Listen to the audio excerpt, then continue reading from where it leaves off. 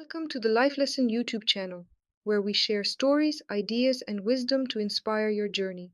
Sit back, relax, and let's begin today's episode. So, today we're doing a deep dive into Ikigai, the Japanese secret to a long and happy life.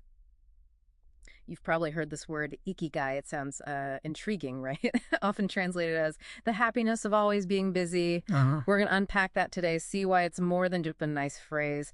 It might actually be a roadmap to, well, exceptional longevity. Exactly. And we're looking at sources like the bestseller on Ikigai that really zoom in on Ogimi, that's in Okinawa, often called the village of longevity. Ah, yes, Ogimi. And what's so striking isn't just, the number of people living past 100. It's how well they're living. They embody their Ikigai and their whole lifestyle.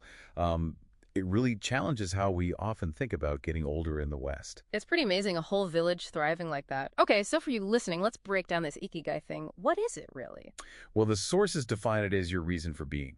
It's like the intersection point. The sweet spot. Yeah, the sweet spot where what you love meets what you're good at and also what the world needs and, importantly, what you can be paid for. Okay. So all four need to connect. Ideally, yes. Yeah. It's that core drive, the reason you bother getting out of bed. And what's really interesting in Okinawa is this idea that, well, retirement as we know it doesn't really exist in the same way. They just keep going. They keep contributing Yeah. through what they love for as long as they possibly can. It's about purpose, not stopping. That's a powerful idea. And what's really insightful is how this sense of purpose, this ikigai, isn't just a feeling. It's woven into like very real daily habits. Okay, like what? Like their eating habits. Yeah. They practice hara hachibu. Ah, I've heard of that. Eat until you're 80% full, right? Exactly. And it's not just, simple portion control. It's more profound. It's a mindful practice. Yeah. They use smaller plates. They focus on veggies, tofu, fish. So it's a whole approach. Right. And this habit, done daily, it really seems to fuel their energy, their vitality, without that constant sort of inflammatory load from overeating.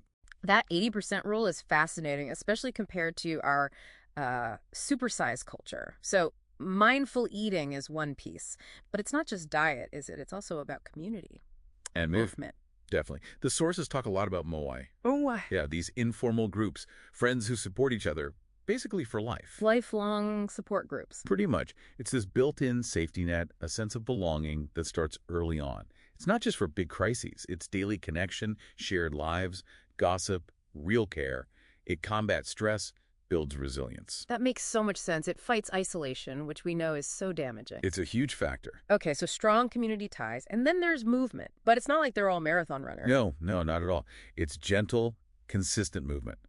Things like walking, lots of gardening, even playing games like gate ball. So low impact stuff, but done regularly. Precisely. It's about keeping functional, finding joy in moving, not necessarily intense exertion. It keeps joints supple, muscles working, circulation good, without stressing the body out. And that combines with keeping the mind active too. Yes. An active, curious mind is key. Always learning, engaging in hobbies. Plus, getting enough good sleep that helps with melatonin production, which is vital for repair. It all works together, sort of synergistically, to fight off premature aging from different angles. Okay, so active mind, community, gentle movement, mindful eating. It paints a picture. And you mentioned something earlier, this concept of flow. How does that fit in with Ikigai? Flow. Yeah. Right. Flow is that state where you're completely absorbed in something. You lose track of time. Like being in the zone. Exactly like being in a zone. You get there with tasks that are challenging, but, achievable. You need clear goals and deep concentration. Yeah. And it connects directly to Ikigai because often you find flow doing things you're passionate about and skilled at. So the Okinawans find this easily. Well, what's interesting is they seem to find it in everyday things, turning simple tasks or crafts into moments of deep engagement. Think of artisans. The Japanese call them takumis, like the famous sushi master Jiro. His whole life is finding flow in that repetitive, incredibly skilled work. It embodies Ganbaru, that spirit of just sticking with it, perseverance. It's amazing how the centenarians themselves seem to echo these ideas. Like Misao Okawa, who lived to 117, she basically said, eat and sleep and you'll live a long time. You have to learn to relax. Simple, but profound. Right. And Walter Browning, another supercentenarian, he said, if you keep your mind and body busy, you'll be around a long time. It really drives home that it's not one magic bullet. It's these small integrated practices adding up over a lifetime. Exactly, the whole tapestry. So what does all this Okinawan wisdom mean for you listening right now? It's more than just a list of healthy tips. Finding your Ikigai, that deep why, and then consciously building community, moving your body joyfully, eating mindfully, seeking those moments of flow. These aren't just abstract ideas, they're actionable steps, steps towards a longer, maybe more joyful, and definitely more purposeful life. Indeed. It's quite inspiring. And maybe as we wrap up this deep dive, here's something for you to think about.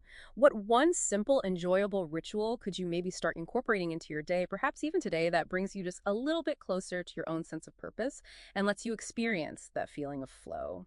Something to consider. Thanks for joining us as we explore the Japanese secret to a long and happy life.